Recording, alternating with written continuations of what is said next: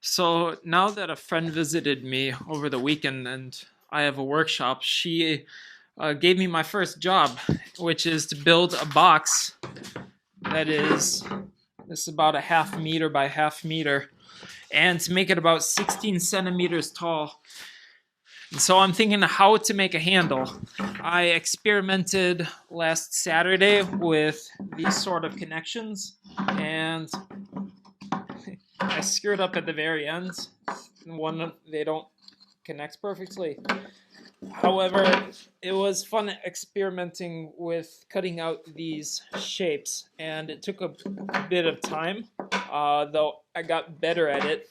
But it doesn't feel very efficient for making a box like this. It would take too long. So let's see what I can use for materials from around here and craft something interesting. I'm trying to make a tenon and mortise out of these leftover pieces. After many hours, this is what I built from some sticks. I connected them so far with these simple tenons. And let's see how far I can stretch this out. So far, these are just held in just by the sheer tension. And yeah, it's a little off center. I've got to work some more on getting them aligned. I just wrapped up a project very quickly now by completely breaking the pieces. I had this piece in here, this piece in here, and then this started to fall apart. And regardless, I had it on pretty sturdy, but I accidentally had the wrong sides. They were supposed to be like this because they are supposed to custom fit with the curves of this edges of this corner. And yeah, I forgot that. And while trying to take it out, I broke off the knob from this piece. And lastly, I learned that working with lower grade quality wood, it will chip away, especially as seen here. Maybe some taping would help, but I don't like wasting stuff for that. I would rather have better quality wood. So yeah, I spent maybe 8 or 10 hours on this project, and though it's a failure, it's really interesting and fun to learn with what are the strengths and weaknesses of working with these sorts of pieces. This is small scale carving compared to what I'll have to do with a house. So I'd rather get all of these mistakes learned while building this instead of building the house. I'm here in my girlfriend's mom's late husband's workshop in Alitos. It's on the third floor, in the attic. And I feel like Santa Claus because here I'm making some presents. I got these and I'm experimenting making little toys for the kids. My girlfriend's brothers and sisters' kids. And here I'm trying to make a candle piece. I made a little tenon and mortise, and I want this to fit into here. The day before Christmas Eve, I'm making another experiment, going to try to cut this piece out so that it fits something like this on top here.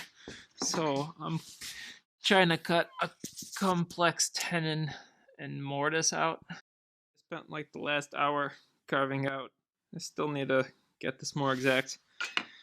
And I'm going to try to get this to fit like one in the other.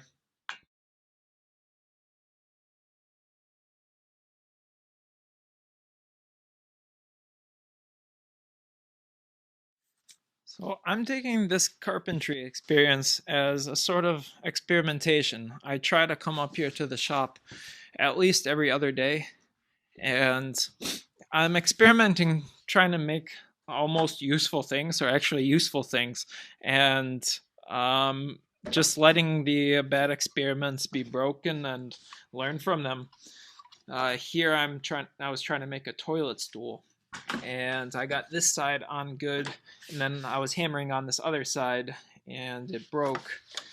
Now I'm trying to make something simpler, and I made these mortises and tenons. These are the mortises, those are the tenons. And I'm going to try to make something simple and iterate and improve. There's lots of tips and tricks I'm learning just through doing this, which I imagine you must learn at school. Using sort of tools like making your own templates. And here I cut this piece out and I used it for fashioning this piece and also for cutting this from both sides, and learning by making mistakes why you should hammer from both sides instead of trying to break it through from one side. There's lots to learn in this, and it's interesting at least because you can connect anything you want as long as you figure out a way to to have them hold together. So here I'm going to try to split this piece open so that I can wedge something in between it. Here's a test where I'm going to try to fit the wedge inside. So I sawed a little bit of this and I'm going to open it a little bit up and then see what I can wedge in there once I put it into here to tighten it. Here I've managed to get some makeshift wedges in. Now I'm going to try to saw this off and see what comes of it. So I had to make like 5 wedges until I figured out something that works. Chopped off a piece of this block and then I tried to fasten it, and I kept making the hole bigger and bigger. Today I brought this thing up to cut, and otherwise I'm practicing how to cut a straight line with the saw, and I never realized how difficult and how I took it for granted the miter saws, which where you pull the blade down and it just chops a straight line, how much of a godsend it is, because with a handsaw it is really difficult to get a straight flat edge. I marked out the hell out of it and tried to control the blade, and I'm practicing now how to get a cleaner cut because it saves a lot of work in the end. Here, a little trick I learned is to draw out the width of the saw so that you have an edge to aim for all around. And what I've learned in cutting this is, it's a shame I don't have a spare hand, but I'm cutting around the edge of this little by little, and I realize if I try to get as many revolutions around it while I'm cutting, it tends to be a straighter line. And voila, I have 2 freshly cut ends. And if I stick them on to the table, what I'm realizing from carpentry, it's a lot of learning tricks. And like this one, I realized that I can make the 2 pieces of the legs of a table. These 2 pieces, I can get them perfectly symmetrical if I bind them together and I file them down. So I'm sure other people learn this stuff in school. I'm learning it through trial and error. Here's another screw up. I cut these pieces out and I was hammering away here in the vise with this, and I broke the side out. So poopy. Previously I made this chair, but the other leg broke when I put it together and I made it too short. So I spent the last 2 hours or so, grabbed a piece of wood from somewhere back there. I filed it down to this sort of block, and then from there I chopped it, made it smaller, tried to straighten, make it more flush, and I've got this other foot tenon. Now I'm gonna try to connect this. The most fulfilling part of making the tenon and mortises is putting in the final bangs to get it in place.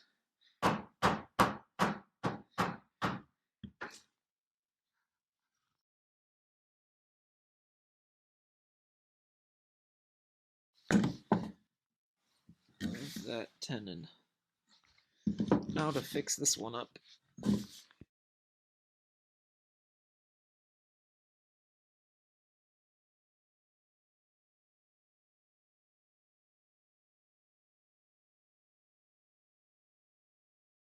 So I'm happy I got the second tenon fixed up nice and tight.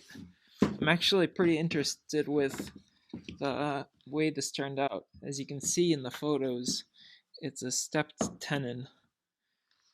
I just made some crappy wedges from this block here. I'm experimenting a new way, and I jammed them into here. It's sturdy, but the wedges didn't stay. It was one piece. Something to learn from. And this crack is why you should pre-cut wedges, I guess. I didn't do that. At least it's sturdy for now. Finally back in my apartment after 3 weeks in Alytus, and I've been in the workshop this whole day, and I've already managed to break 2 of my projects. So let me show you. First, I made a stool, and these are the pieces of what's left of that stool. I tried to make a toilet stool, but I was cutting the bowl out and the thing snapped in half. So, done with that one. And I got this, a router, this device, with a bunch of handy extensions. And I tried to make a phone holder. And I screwed it up a little bit with the router here. It lost control, and it'll be my own personal crappy phone holder for the time being. Otherwise, since I came back, I got some new tools.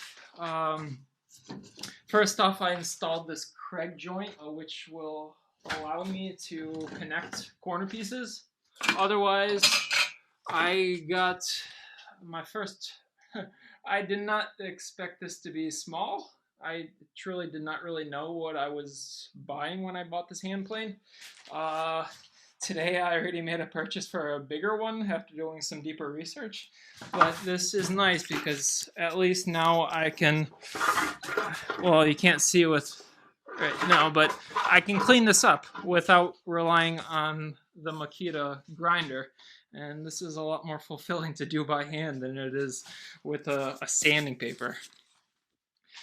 So I'm going to clean this piece up, and then I've got a box to finish for my first order.